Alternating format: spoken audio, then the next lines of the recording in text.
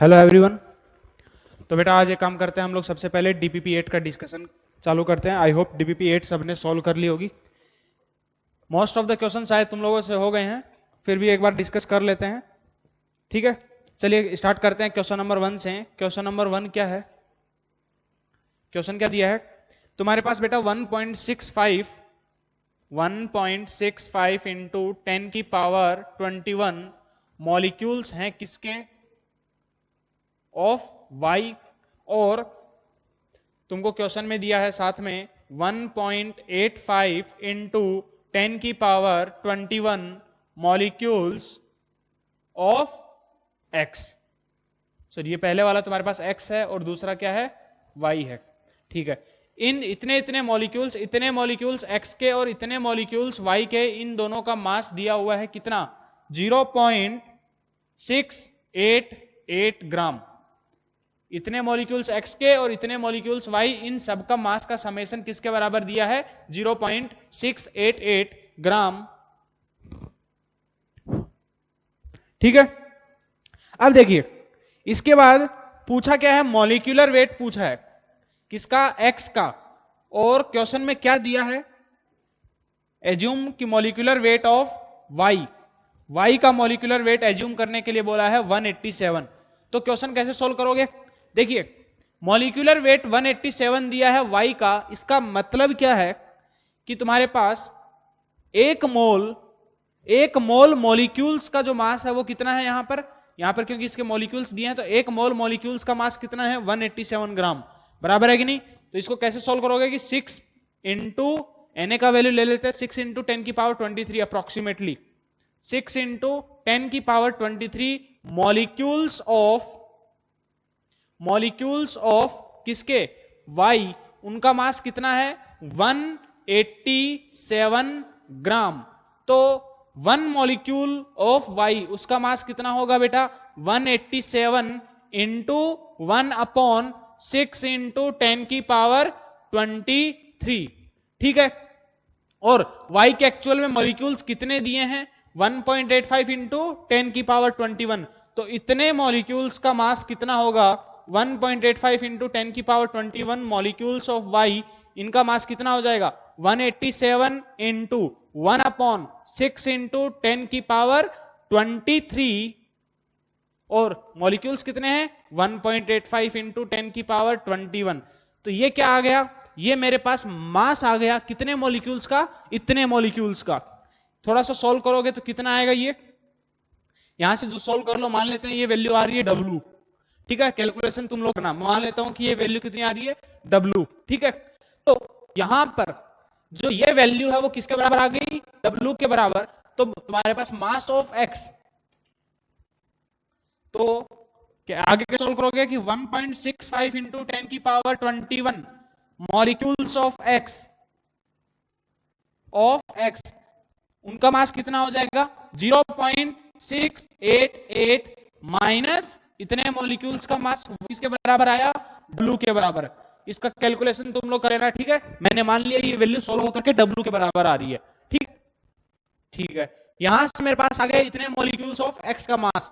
तो अगर इतने मॉलिक्यूल्स ऑफ एक्स का मास इतना ग्राम है, क्या इतने मॉलिक्यूल्स का मास इतने ग्राम है, तो एक मॉलिक्यूल का मास कितना होगा? 1 मॉलिक्यूल ऑफ एक्स, उसका मास कितना होगा? 0.688 माइनस क्या? W अपॉन तुम्हारे पास कितने मॉलिक्यूल्स? 1.65 इंटू 10 की पावर 21 ग्राम।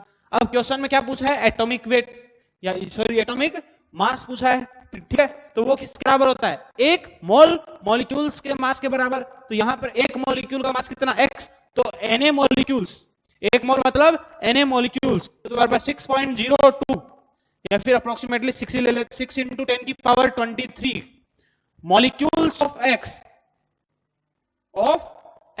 उसका यहां से मेरे पास क्या आ जाएगा? Molecular mass. तो वो कितना आएगा बेटा? 0.688 माइनस W अपॉन 1.65 इंटू 10 की पावर 21 इंटू 6 इंटू 10 की पावर 23।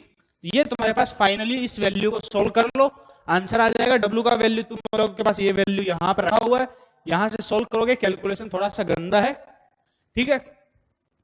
तो अप्रोक्सीमेट कैलकुलेशन लेके कर सकते हो, क्योंकि देखो ऑप्शंस के अंदर काफी डिफरेंस है, ऑप्शंस में क्या है काफी डिफरेंस है, तो थोड़ा अप्रोक्सीमेट वैल्यू लेकर के सोल्व कर सकते हो, कोई दिक्कत होगा उसमें, ठीक है। तो ये था फर्स्ट क्वेश्चन हमारे पास, कैसे सोल्व करना है, आई होप समझ गए होगे।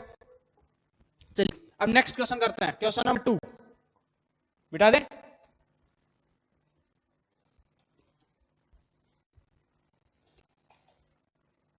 देखिए क्वेश्चन नंबर 2 क्या है, which of following molecules, which of the following has the lowest weight, सबसे कम मास किसका है, क्या दिया है, ऑप्शन ए क्या दिया है 6.023 इंटू 10 की power 22 molecules of glucose, glucose का सबसे पहले फॉर्मूला क्या होता है C6H12 और इसका मॉलिक्यूलर मास कैलकुलेट करोगे कितना आएगा 180, बराबर है कि, अच्छा यहां पर क्या दिया है नंबर ऑफ मॉलिक्यूल्स, तो सबसे पहले क्या कैलकुलेट करेंगे मोल्स, नंबर ऑफ मॉलिक्यूल्स कितने हैं 6.023 इंटू 10 की पावर 22 अपॉन Na, 6.023 इंटू 10 की पावर 23, यहां से नंबर ऑफ तुम्हारे पास मोल्स आ गए ग्लूकोज के कितने 1/10 मोल्स। अब 1/10 मोल्स का मास कितना होगा 1/10 मोल्स का, तो एक मोल का मास कितना 180 ग्राम, तो 1/10 मोल्स का मास, यहां मास ऑफ ग्लूकोज कितना आ जाएगा 1/10 मोल्स के लिए 1/10 into 180 moles into molecular mass, बराबर है कि नहीं, तो ये मास कितना आ गया 18 ग्राम, तो ऑप्शन ए के अंदर मास कितना है 18 ग्राम। देन ऑप्शन बी के अंदर बात करते हैं, ऑप्शन बी में क्या है 18 ml of H2O at 4 degree Celsius. अब 18 ml ऑफ H2O है, बट डेंसिटी क्वेश्चन में दिया है, सॉरी एट 4 डिग्री सेल्सियस दिया है, वाटर है, डेंसिटी कितना होगा वाटर का एट 4 डिग्री सेल्सियस 1 ग्राम पर ml, बराबर है कि डेंसिटी किसके बराबर मास अपॉन वॉल्यूम, वॉल्यूम कितना दिया है क्वेश्चन के अंदर 18 ml, तो यहां से मास ऑफ वाटर क्या आ गया 18 ग्राम, क्वेश्चन में मास से निकालना था, ठीक है। ऑप्शन ए का भी जो मास है वो भी क्या है 18 ग्राम, ऑप्शन बी का मास भी क्या है 18 ग्राम। ऑप्शन सी की बात करते हैं, चलिए ये मिटा दूं,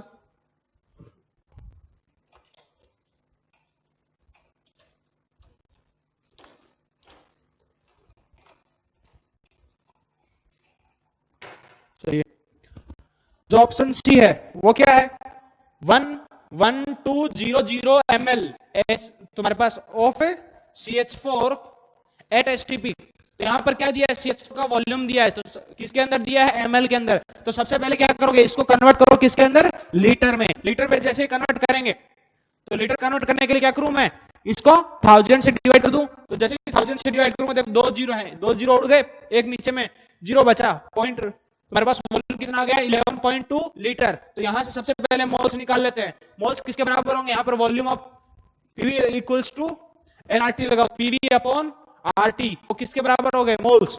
अब एसटीपी पे बोला है तो एसटीपी के ऊपर कोई भी गैस हो उनके लिए आर इंटू टी का जो प्रोडक्ट होता है वो 22.4 के बराबर होता है, हाँ है ना, ठीक है। तो 1 इंटू वॉल्यूम कितना 11.2 अपॉन 22.4, तो यहां से मोल्स कितने आ गए 1/2 मोल्स, तो CH4 के मोल्स आ गए, तो तुम्हारे पास 1/2 मोल्स के लिए मास कितना हो जाएगा, मास इक्वल्स टू उसके मोल्स इनटू उसका मॉलिक्यूलर मास, CH4 का मॉलिक्यूलर मास 12 प्लस 4 16, कितना आ गया 8 ग्राम, ठीक है, ये ऑप्शन सी हो गया। देन अब बात करते हैं ऑप्शन डी के लिए, ऑप्शन डी क्या है 5.6 लीटर CO2, यहां पे डायरेक्टली क्या दिया है वॉल्यूम, तो सबसे पहले क्या करो मोल्स 5.6 अपॉन एसटीपी पे क्वेश्चन में डायरेक्टली बोला है तो अपॉन 22.4, तो यहां से मोल्स कितने आ गए 1/4 मोल्स, बराबर है कि नहीं, ओके। देन ठीक है, अब मास निकालना है तो 1/4 उसके मोल्स इनटू CO2 का मॉलिक्यूलर मास CO2 का कितना होता है 44, तो मास कितना आ गया 11 ग्राम, तो लोवेस्ट मास किसके लिए है CH4 के लिए, तो option C is the correct answer. चलिए नेक्स्ट अब बात करते हैं क्वेश्चन नंबर 3,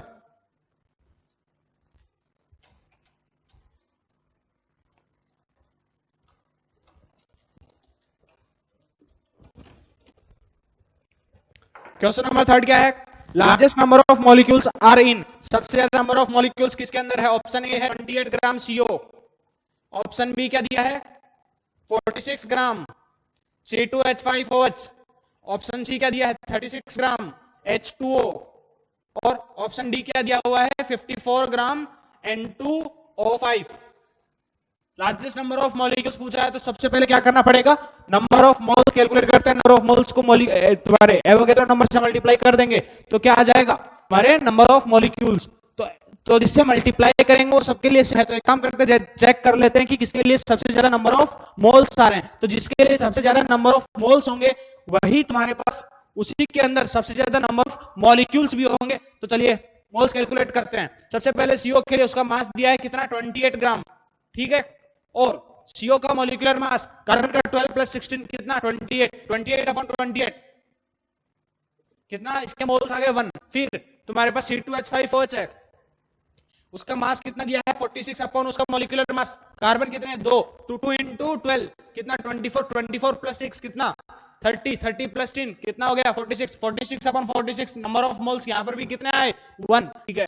फिर H2O के लिए बात करें, H2O का मास कितना दिया है 36 ग्राम अपॉन H2O का मॉलिक्यूलर मास कितना है 18, तो यहां से नंबर ऑफ मोल कितने आ गए 2, ठीक है। फिर N2O5 के लिए मास कितना दिया है, N2O5 के लिए मास कितना दिया है 54 ग्राम अपॉन इसका मॉलिक्यूलर मास, तो इसका मॉलिक्यूलर मास कितना आएगा 16 5 जा 80 प्लस 28 80 प्लस 28 कितना हो गया 108, तो 54 अपॉन 108 नंबर ऑफ मोल्स कितने आ गए 1/2। तो सबसे ज्यादा नंबर ऑफ मोल्स किसके लिए है 36 ग्राम H2O के लिए, और अगर यहां पर सबसे ज्यादा नंबर ऑफ मोल्स हैं तो उसके सबसे ज्यादा नंबर ऑफ मॉलिक्यूल्स भी होंगे, तो option C is correct answer.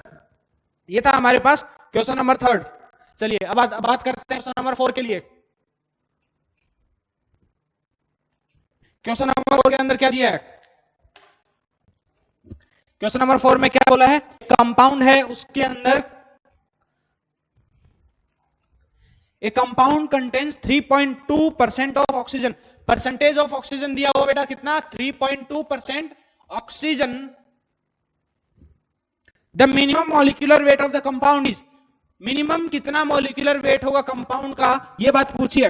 तो बेटा अगर कंपाउंड का मिनिमम मॉलिक्यूलर वेट होना है तो उसके लिए ऑक्सीजन का एक एटम होना चाहिए, बराबर है कि नहीं। तुम्हारे पास परसेंटेज कंपोजिशन का डायरेक्टली क्वेश्चन है, तो परसेंटेज कंपोजिशन ऑफ ऑक्सीजन वो किसके बराबर दिया है 3.2 इक्वल्स टू किसके बराबर होगा, कैसे कैलकुलेट करते हैं फॉर्मूला याद करो, ऑक्सीजन के नंबर ऑफ एटम्स, तो मिनिमम मॉलिक्यूलर वेट होने के लिए ऑक्सीजन का एक एटम होना चाहिए, तो 1 into ऑक्सीजन का molecular mass is 16 upon molecular mass of compound into 100, तो ये पॉइंट हटा दिया, नीचे में आ गए 16 2 जा 32, ये 5, तो मॉलिक्यूलर मास कितना आ गया यहां से 5 into 100 500, आंसर आ गया कौन सा, ऑप्शन डी। चलिए नेक्स्ट बात करते हैं क्वेश्चन नंबर 5 के लिए। क्वेश्चन नंबर 5 क्या दिया हुआ है,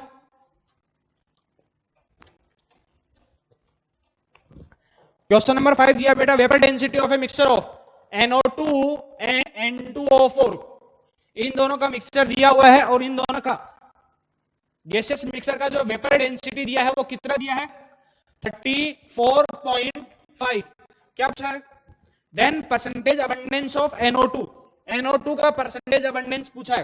तो सबसे पहले जो यहां से वेपर डेंसिटी दिया है, वेपर डेंसिटी से हम लोग क्या कैलकुलेट करेंगे, मॉलिक्यूलर वेट m एवरेज, क्योंकि मिक्सर का यहां पर वेपर डेंसिटी दिया है, बराबर है कि नहीं। तो यहां पर हमारे पास जो m एवरेज आएगा वो कौन सा m एवरेज आएगा, वेपर डेंसिटी का फॉर्मूला याद करो m एवरेज अपॉन 2 या फिर मॉलिक्यूलर मास अपॉन 2, है ना, क्योंकि गैसेस मिक्सर दिया हुआ यहां पर जो मॉलिक्यूलर मास आएगा वो कौन सा मॉलिक्यूलर मास आएगा, एवरेज मॉलिक्यूलर मास।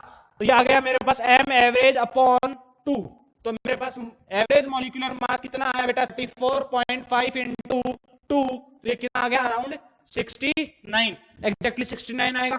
चलिए अब 69 तुम्हारे पास m एवरेज है, एवरेज मॉलिक्यूलर मास कितना आया बेटा 69, पूछा क्या है NO2 का परसेंटेज अबंडेंस, मान लेते हैं इसका परसेंटेज कितना है x, तो N2O4 का कितना हो जाएगा 100 माइनस x। अब परसेंटेज जो m एवरेज है उसका फॉर्मूला लगाओ, एवरेज का फॉर्मूला क्या था M1N1 plus M2N2 upon N1 plus N2, m average कितना है 69 इक्वल्स टू, अब M1 अगर NO2 के लिए कैलकुलेट कर रहे हो तो NO2 का सबसे पहले मॉलिक्यूलर मास बताओ कितना हो जाएगा 14 प्लस 2 into 16, 32 प्लस 14 कितना हो जाएगा 46, कितना 46, और N2O4 का एग्जैक्टली इसका डबल आएगा, कैलकुलेट करना कितना आएगा 92, कितना आएगा 92। तो यहां से मेरे पास M1 वो कितना 46 इंटू उसका परसेंटेज मान लिया हमने x प्लस दूसरा N2 into 100 minus x upon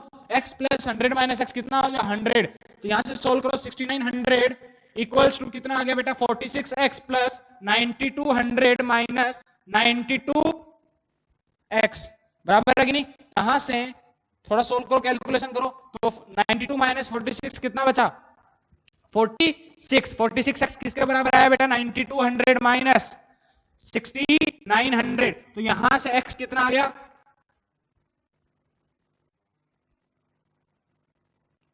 यहां से x कितना आया सोल्व करो 0 0 12 माइनस 9 कितना 3, फिर 8 में से 6 2, ये आ गया 46x। तो यहां से तो x कितना आ गया 2300 अपॉन 46, तो 23 दूनी 46, तो 100/2 मतलब 50%। तो आंसर आ गया परसेंटेज ऑफ NO2 कितना आया बेटा वही निकालना था x का वैल्यू, और x कितना है यहाँ पर 50%। तो ये था हमारे पास क्वेश्चन नंबर 5। तो कैसे करना था इस क्वेश्चन के लिए, क्योंकि क्वेश्चन में वेपर डेंसिटी दिया हुआ था, उस वेपर डेंसिटी वो जो वेपर डेंसिटी दिया है वो किसका दिया है गैसियस मिक्सचर का दिया हुआ है NO2 N2O4 के। इसलिए मैंने सबसे पहले यहाँ पर जो मॉलिक्यूलर मास यूज किया वो कौन सा यूज किया M एवरेज, और M एवरेज जैसे ही मेरे पास निकला उसके बाद मैं परसेंटेज कंडेंस का जो ये फॉर्मूला था उसको मैंने डायरेक्टली यूज कर दिया M average equals to M1 N1 plus M2 N2 upon N1 plus N2। ठीक है, तो ये था हमारे पास क्वेश्चन नंबर 5। अब अगला क्वेश्चन बात करते हैं क्वेश्चन नंबर 6 के लिए।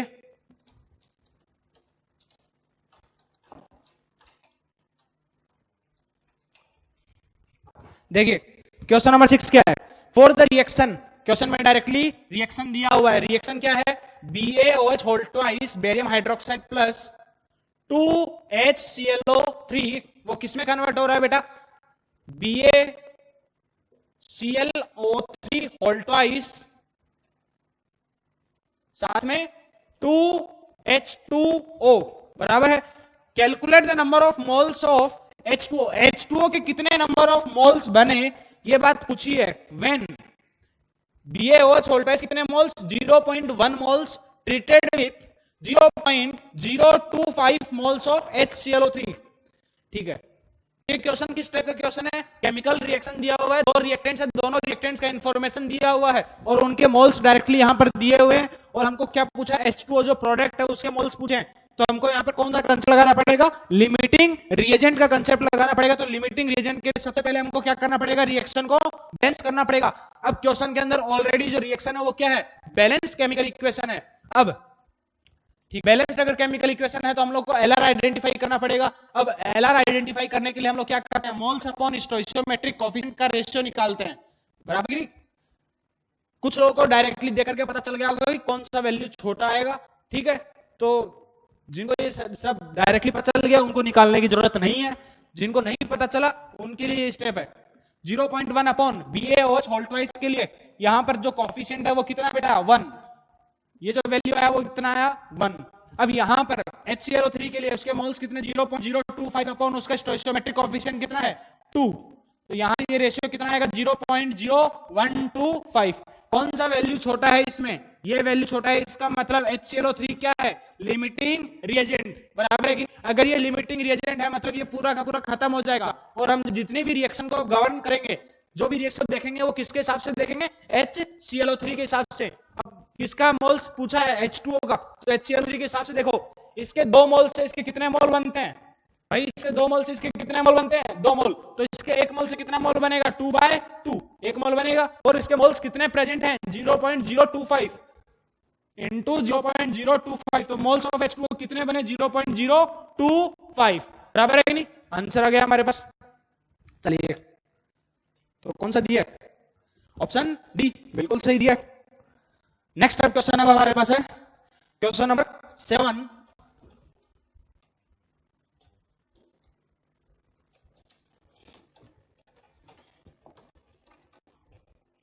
क्वेश्चन नंबर 7 क्या दिया है प्रीवियस आईआईटी का क्वेश्चन है ये। Given that abundance of isotopes of iron के 3 आइसोटोप्स दिए हैं, Fe54, Fe कितना 56 और Fe57।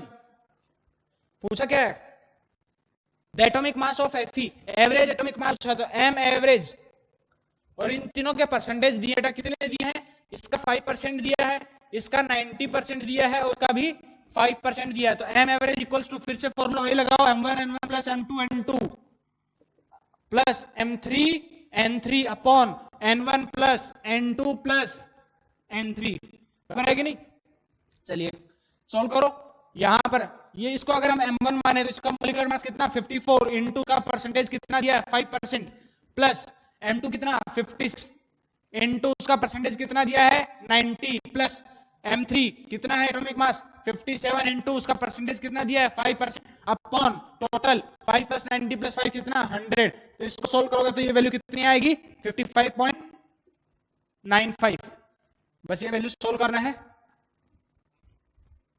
चलिए अब अगला क्वेश्चन की बात करते हैं।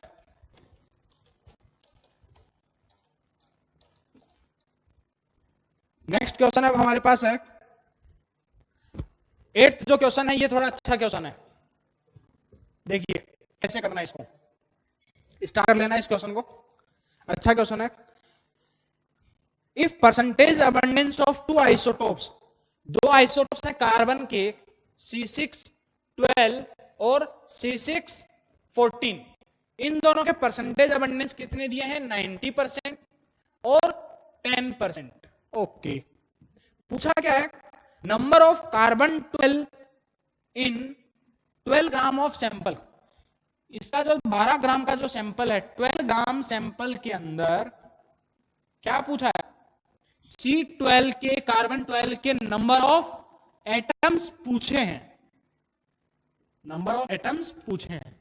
तो कैसे सोल्व करेंगे, देखो परसेंटेज दोनों के दिए हुए हैं। इससे हम सबसे पहले क्या करेंगे, एम एवरेज को कैलकुलेट करेंगे। एवरेज तुम्हारे पास एवरेज एटॉमिक मास कैलकुलेट करेंगे कार्बन का, ठीक है। तो एम एवरेज कैलकुलेट करते हैं सबसे पहले।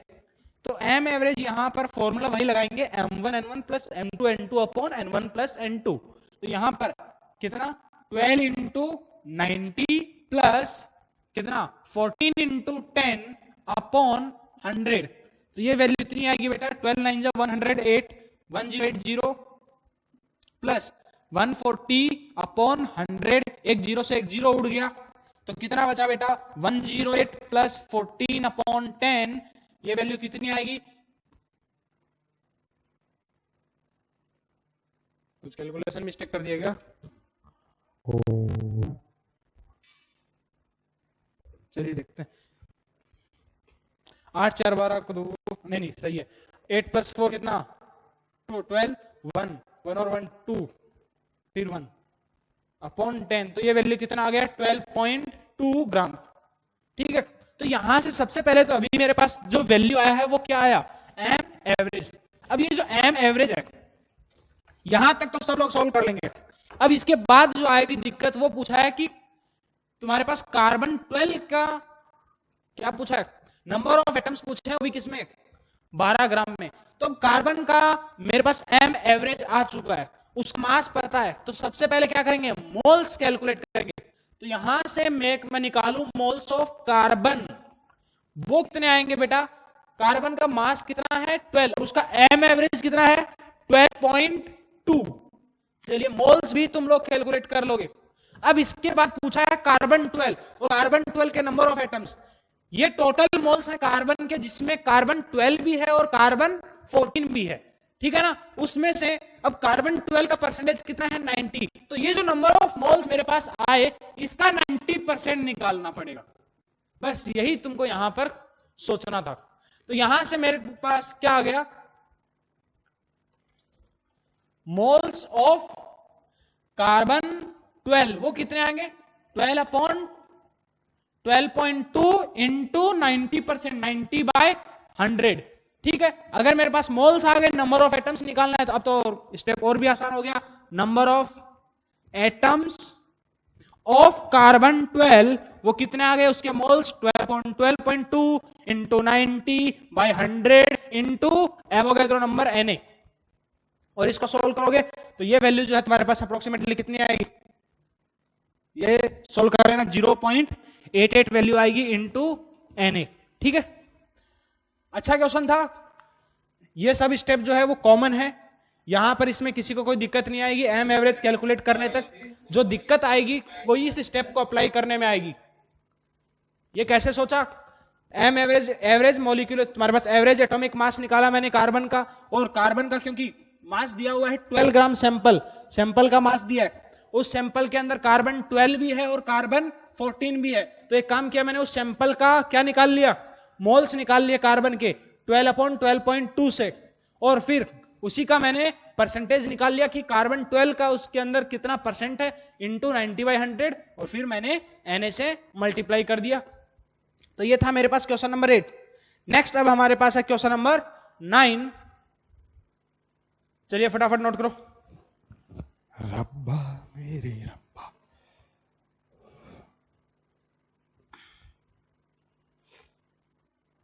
चल रहा ना।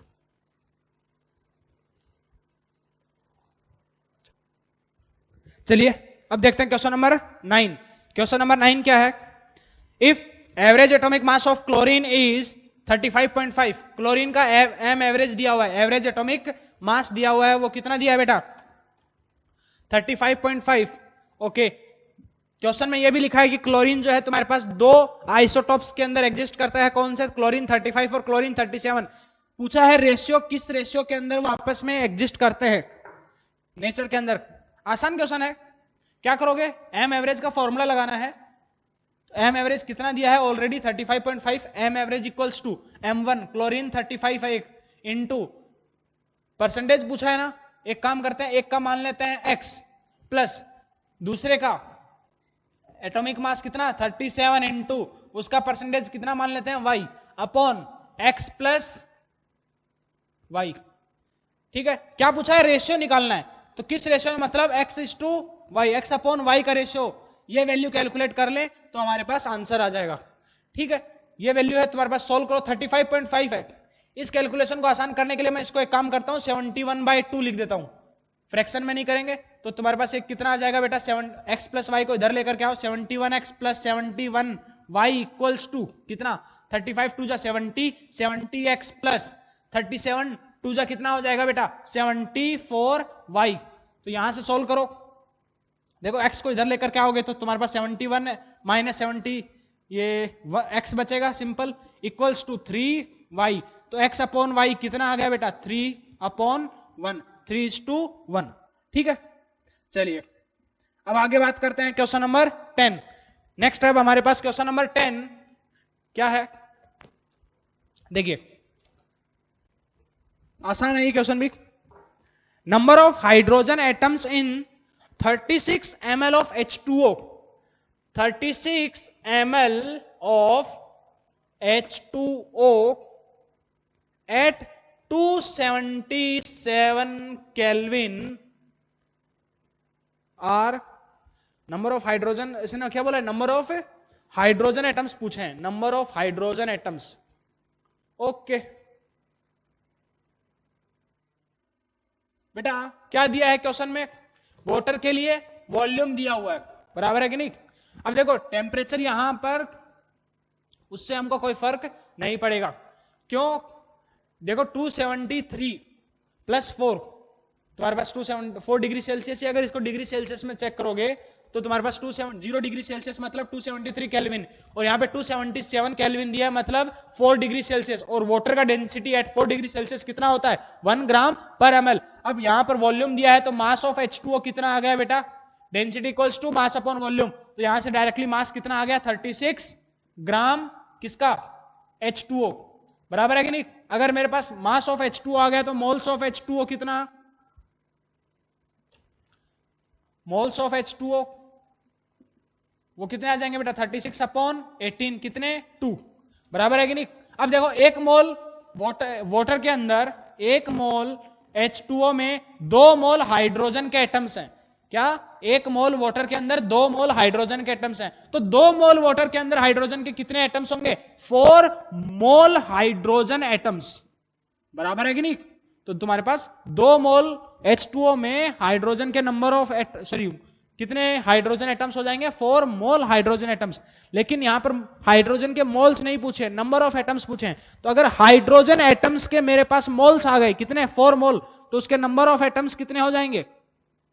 सिंपल, Na से मल्टीप्लाई करो तो 4 इंटू Na। और क्वेश्चन में क्या बोला है कि 4x इंटू Na है। x का वैल्यू बताओ तो देखो, कंपेयर कर लो, x का वैल्यू कितना आया? 4। तो ये था हमारे पास DPP 8। एक काम करते हैं, इसके बाद थोड़ा पढ़ लेते हैं, क्वेश्चन सोल्व करते हैं।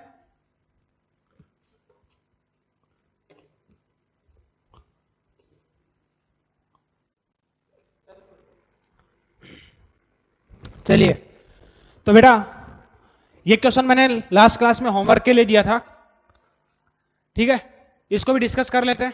क्या बोला था क्वेश्चन के अंदर? 5 ग्राम आयोडीन, 5 ग्राम आयोडीन I2 को तुम्हारे पास आयोडिक एसिड HiO3 के अंदर कन्वर्ट करने के लिए कितने ग्राम HNO3 का रिक्वायरमेंट है? इस चीज को आइडेंटिफाई करना है, बराबर है कि नहीं? तो सबसे पहले कैसे करेंगे? क्वेश्चन तो वही है, रिएक्शन को बैलेंस करना है। एक रिएक्टेंट का इंफॉर्मेशन दिया है, दूसरा कितना अमाउंट रिक्वायर्ड होगा इस चीज के बारे में पूछा है। और तुम्हारे पास जो रिएक्शन है वो अनबैलेंस्ड है। बहुत सारे बच्चों के लिए जो रिएक्शन है उसको बैलेंस करना ही एक चैलेंजिंग पार्ट है। तो सबसे पहले क्या करेंगे? इधर में आयोडीन कितना है बेटा? 2। इधर में आयोडीन कितना? 1। ये लो 2 लगा दिया, बराबर है कि नहीं? इधर में नाइट्रोजन अभी 1, इधर में नाइट्रोजन 1। एक काम करते हैं, पहले ऑक्सीजन को बैलेंस करेंगे। चलिए देखो कुछ लोग कैसे बैलेंस करेंगे। ऑक्सीजन 3 2 6, बराबर है 6 ऑक्सीजन प्लस 2 8, बराबर है क्या? और 1 9। इधर में 3 है, तो मैं क्या करूं? अच्छा, हाइड्रोजन भी इधर में 2 और 2 4 हो गए, तो ये 4 हाइड्रोजन मैंने इधर लगा दिए, हाइड्रोजन को बैलेंस कर दिया, कोई दिक्कत नहीं है। 2 और यहां पे ये 2 था, 4 लगा दिया। अब 4 यहां पर है, तो यहां पर ये लो 4 नाइट्रोजन। अब देखें क्या बचा बैलेंस्ड करने से? 4 3 जा 12, ओके, ऑक्सीजन 12 है। 3 2 जा 6, 6 प्लस 8, ये तो ज्यादा हो गए, तो कैसे सॉल्व करें? तो 0 से 5, तो ये 5 लगाना पड़ेगा। एक काम करते हैं, इसके आगे लगा देते हैं थोड़ा सा, हालांकि रिएक्शन बैलेंस करके देना चाहिए था। यहां पर 5, ये 2, नाइट्रोजन इधर में 5, तो इधर भी 5, ऑक्सीजन 5 3 जा 15, 3 2 जा, नहीं अभी भी बैलेंस नहीं हुआ, 6 और 1, 0 से ये 10 लगाते हैं, 10 HNO3, 10 NO2। देखो ऐसे ट्रिकी से तुम्हारे पास, अभी हम लोगों ने रिडॉक्स हालांकि पढ़ा नहीं है, वरना उससे आसान और जल्दी आसानी से बैलेंस हो जाता। भाई इसका 0 से +5 में गया है, एन फैक्टर इसका 10, इसका एन फैक्टर 1, क्रॉस मल्टीप्लाई करते बैलेंस कर लेते। अभी वो आगे जाकर के पढ़ेंगे, अभी ये हिट एंड ट्रायल से बैलेंस कर रहे हैं, ठीक है? इसके अब मैंने आगे लगाया 10, आयोडीन दोनों साइड में बैलेंस हो गए, नाइट्रोजन इधर में 10 है, इधर में नाइट्रोजन 10 हो गए, ओके। ऑक्सीजन देखें, 10 3 जा 30, 3 2 जा 6, 6 प्लस तुम्हारे पास 10 2 जा 20, तो कितने ऑक्सीजन कम है? 4। तो ये लो हाइड्रोजन बैलेंस हुआ क्या अपने आप? 10 हाइड्रोजन इधर में है और इधर में 4 2 जा 8 प्लस 2 कितना? 10। तो ये रिएक्शन अब बैलेंस्ड है। अब क्या है? ये रिएक्शन बैलेंस्ड है, समझे कि नहीं? तो डायरेक्टली कई लोगों से ये रिएक्शन बैलेंस नहीं हुई, कोई बड़ी बात नहीं है। रिएक्शन शुरुआत में बैलेंस ये नहीं होगी, क्योंकि अभी तुमको ये क्या है, थोड़ा सा तुम्हारा रिडॉक्स रिएक्शन है। रिडॉक्स तो शायद जानते हो, जिसमें ऑक्सीडेशन और रिडक्शन दोनों होता है। तो ये रिडॉक्स रिएक्शन है, उसको बैलेंस करने का अलग तरीका होता है। ये अभी हमने हिट एंड ट्रायल से बैलेंस कर लिया। ये क्वेश्चन हालांकि रिएक्शन जो है बैलेंस्ड करके देनी चाहिए थी, लेकिन मैं देखना चाहता था कितने लोग अपने से बैलेंस कर पाते हैं। अब आयोडीन का मास दिया है कितना 5 ग्राम। बेटा I2 का मॉलिक्यूलर मास निकाल सकते हैं क्या, निकाल सकते हैं कितना, 2 इंटू आयोडीन का कितना 127, तो ये 254। तो यहां से मोल्स ऑफ I2 वो कितने आ गए बेटा 5 अपॉन उसका मास अपॉन उसका मॉलिक्यूलर मास 254, बराबर है कि नहीं। इसका कितना मास रिक्वायरमेंट है, कितना रिक्वायर्ड है, ये बात पूछी है। देखो एक मोल I2 के साथ इस HNO3 के कितने मोल रिएक्ट करते हैं 10 मोल, तो 5 अपॉन 254 के साथ कितने मोल्स रिएक्ट करेंगे 5 अपॉन 254 इंटू 10, ये क्या है मोल्स, ये क्या है, इतने मोल्स मिनिमम रिक्वायर्ड होंगे 5 ग्राम I2 के लिए। ये है मेरे पास मोल्स ऑफ HNO3। लेकिन जो क्वेश्चन था उसके अंदर मोल्स नहीं पूछा था, उसके अंदर पूछा गया था मास। तो HNO3 का सबसे पहले अगर मेरे को मोल्स पता है, मास निकालना है, कैसे निकालूंगा बेटा, मॉलिक्यूलर मास से मल्टीप्लाई कर दो। तो सबसे पहले HNO3 का ये काम करते हैं, बगल में मॉलिक्यूलर मास कैलकुलेट करते हैं 1 into 1 plus 1 into 14 plus 3 into 16, add करो इसको, 16 3 जा 48, 48 प्लस 14 62, 62 प्लस 1 कितना 63। तो अगर उसका मेरे पास मॉलिक्यूलर मास आ गया तो mass of HNO3, mass of HNO3 जो रिक्वायर्ड होगा वो कितने बराबर हो जाएगा 5 अपॉन उसके मोल्स इनटू उसका मॉलिक्यूलर मास, वो कितना है 63। देखो कैलकुलेशन आसान है, 4 टाइम्स 6 4 जा तो 63 4 जा, आई थिंक ये एग्जैक्टली जाएगा कितना 254, बराबर है कि नहीं। 63 4 जा कितना होता है 254। ओके अब तो ये वैल्यू कितनी बची बेटा 50/4 मतलब 25/2 मतलब ऑलमोस्ट 12.5 ग्राम इसके पास अप्रोक्सीमेटली, ये तुम्हारे पास क्या हो गया आंसर हो गया। ठीक है, ये क्वेश्चन मैंने प्रीवियस क्लास में होमवर्क दिया था। एक काम करते हैं इसी के ऊपर बेस्ड एक और क्वेश्चन कर लेते हैं, उसके बाद क्लास को वाइंड अप करेंगे। चलिए नेक्स्ट क्वेश्चन है अब हमारे पास, एक और क्वेश्चन कर लेते हैं आज के लिए। ठीक है, क्वेश्चन क्या है बेटा, हमारे पास क्वेश्चन दिया हुआ है कि FeSO4 ये सॉलिड है, ये तुम्हारे पास डिकम्पोज हो रहा है, FeSO4 डिकम्पोजेज इन सच ए वे, इस हिसाब से रिएक्शन दिया हुआ है। Fe2O3 भी क्या है सॉलिड है, SO2 क्या है गैस है, और SO3 भी क्या है गैसियस है। ठीक है, अब आगे देखिए क्या हो गया, आवाज क्यों कर रहा है।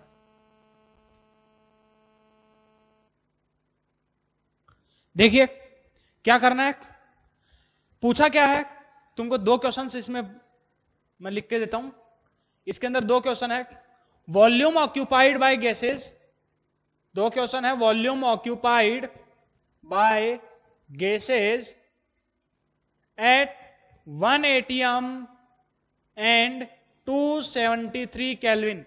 1 atm और 273 केल्विन के ऊपर जो गैसेस बनेंगी उन वो टोटल कितनी वॉल्यूम को ऑक्यूपाई करेंगे, इस चीज को आइडेंटिफाई करना है। और जो सेकंड पार्ट है वो क्या है, एवरेज मॉलिक्यूलर मास,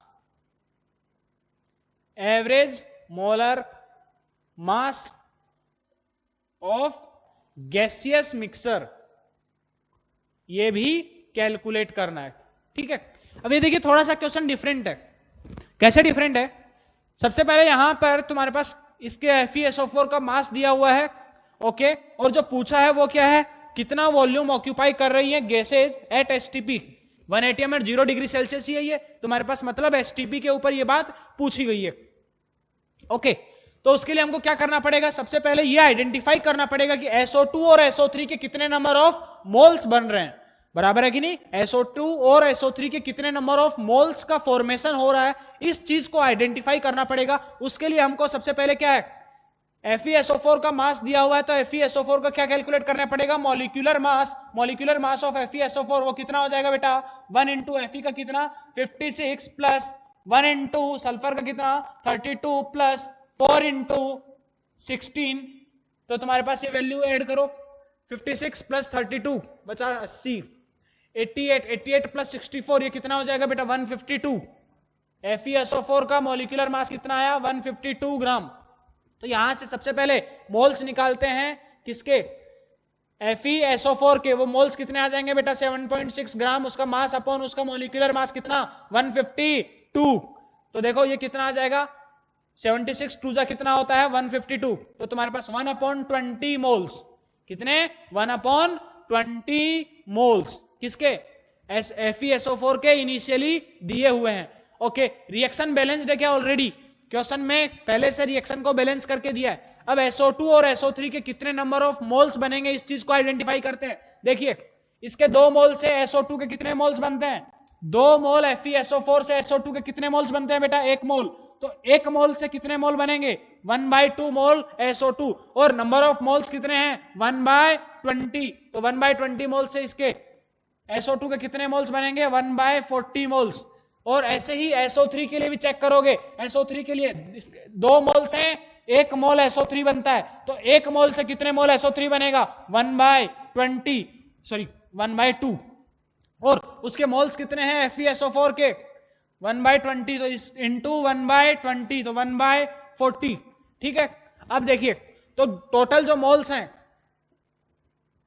पहला पार्ट क्या पूछा है total volume occupied by gases. तुम्हारे पास अगर वॉल्यूम निकालना है तो क्या करना है, PV is equal to NRT को लगाओ।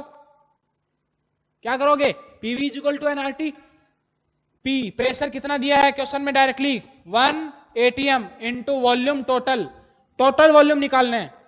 क्या निकालना है volume occupied by gases, gases का वॉल्यूम, इसका वॉल्यूम प्लस इसका वॉल्यूम, इन दोनों का वॉल्यूम का समेशन क्या होगा volume by all the gases, बराबर है कि नहीं। तो यहां से इक्वल्स टू, तो हमको यहां पर जो नंबर ऑफ मोल्स लेने पड़ेंगे वो कौन से मोल्स होंगे टोटल मोल्स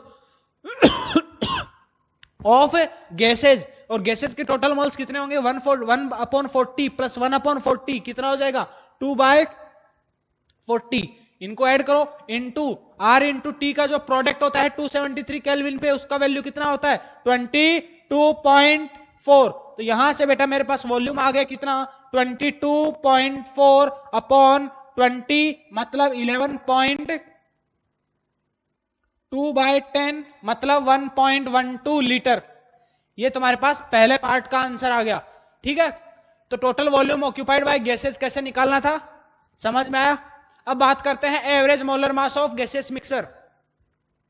बेटा एवरेज मोलर मास पूछा है गैसियस मिक्सर का, तो एवरेज मॉलिक्यूलर मास मतलब एम एवरेज वो किसके बराबर होता है m1n1 plus m2n2 upon n1 plus n2, बराबर है कि नहीं। n1 और n2 यहां पर क्या है मोल्स, दोनों के मोल्स पता है क्या, SO2 के पता है, SO3 के मोल्स भी पता है, उसके तुम्हारे पास मॉलिक्यूलर मास निकाल सकते हैं क्या, बिल्कुल निकाल सकते हैं। इसका m1 एम एवरेज m1 वो कितना हो जाएगा बेटा SO2 है, सल्फर कितने हैं 1, तो 32 प्लस 2 इंटू 16, 32 प्लस 32 कितना 64, वो किसका आ गया SO2 के लिए। अगर SO3 के लिए कैलकुलेट करें तो वो कितना आ जाएगा बेटा m2 equals to 32 plus 3 into 16, 48 plus 32 क्या 48 प्लस 32 ये कितना आएगा बेटा 80, बराबर है कि नहीं।